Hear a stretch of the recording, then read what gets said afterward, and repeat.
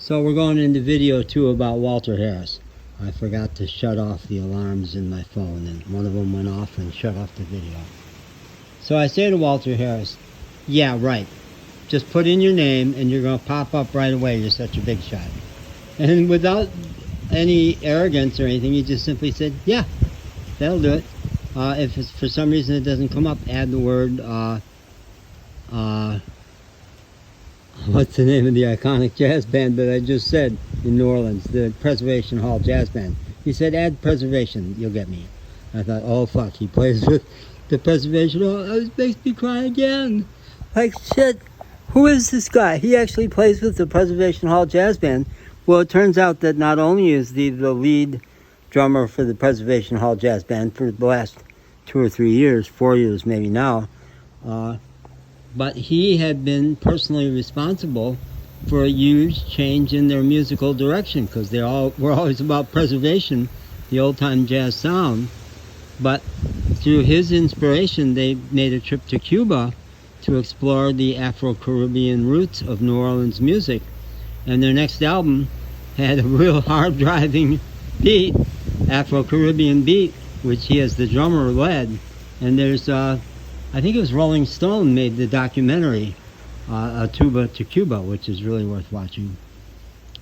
So pretty amazing guy in the music world. So so we kept talking, and I gave him my card, and my card says simply, I don't claim psychologist or any of that jazz, I just say real human being. And he got into his big Harley Davidson packaging Ford pickup truck and went to leave and came back around, and he was sitting up there up tall and holding my card in his hand, and he says, I had a hunch you were kind of lowballing who you really are, weren't you? I felt seen in that moment in a way that I don't often get to have that experience. He knew there's a lot more to me than I usually let on. There's a tremendous podcast about him. An outfit called Earfluence out of Raleigh did a 5-session podcast, very well produced, about his life. About he grew up poor, black, in the lower 7th Ward, the infamous poor black neighborhood, out of which a lot of wonderful Mardi Gras traditions and musicians have come, and ended up in prison for dealing drugs as a teenager, turned his life around, found spirituality, and ended up being an amazing guy with an amazing life. Actually, there was a little follow-on of that for me, because when I went to the Earfluence site, they have a little blurb where they say, if you want a consultation from us about how we might help you with a podcast, call us, and we'll set up a 15-minute informational interview. I did that and got this fabulous young woman who had been one of the directors or producers on Walter's wonderful series, which is called The Rhythm of Life, Finding Life's Rhythm. I'll put a link to it. I think it's Finding Life's Rhythm. And she was an amazing young woman, and she said, well, how can we help you? And I said, bold, and I just played it bold and said, I'd like you to do a series on me, like you did on him. I've got a hell of a story. And I went on to tell, she said, come on, right, shoot, come on, tell me, why? Why would we be interested in you? And I told her about my story with psychiatry, about having been misdiagnosed and taking terrible drugs for 30 years. And she got it. She really got it. She said, wow, I know people who say they're not the same on their psych meds. I know other people who don't know that they're not the same, but we friends of theirs do know that they're not the same. Let's do it. So she basically said, let's do it. It ended up her CEO overruled her, and I'd love to have been a fly on the wall for that conversation, because he had decided that they should not do any more stories like that. Walter was the only one they had done like that, and mostly they do podcasts to support entrepreneurs in their business. More money in it. So I got all excited. I thought, wow, it's happening. This is where I get discovered. Well, it hasn't happened yet, but it let me know it could happen.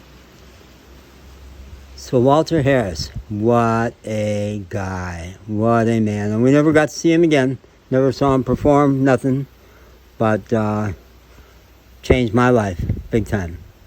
And it was because I went up and talked to him. You know, I went up and talked to him and said, I want to get to know you.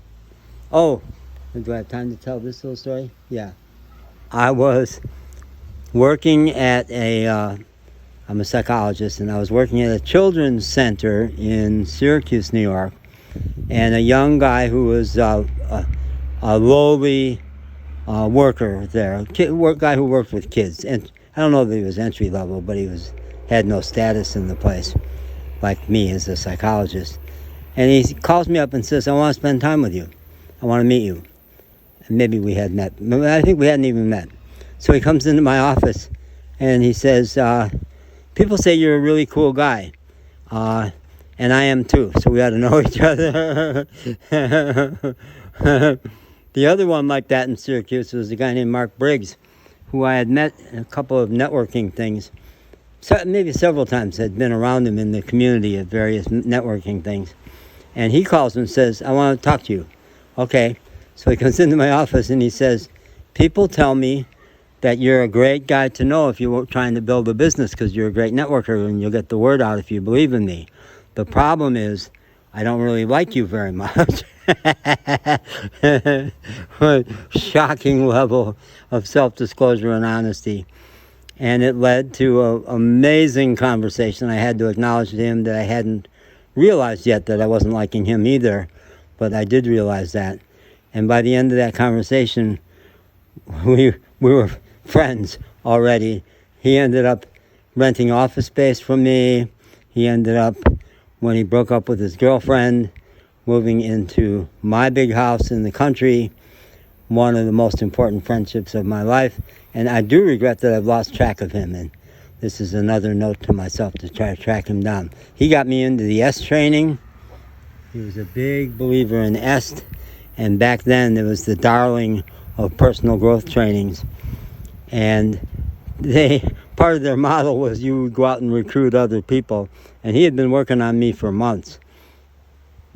And I'll save that story for another time. But he's the one that got me into the EST training, which was big in my life. Maybe I'll tell that story next. Okay, bye.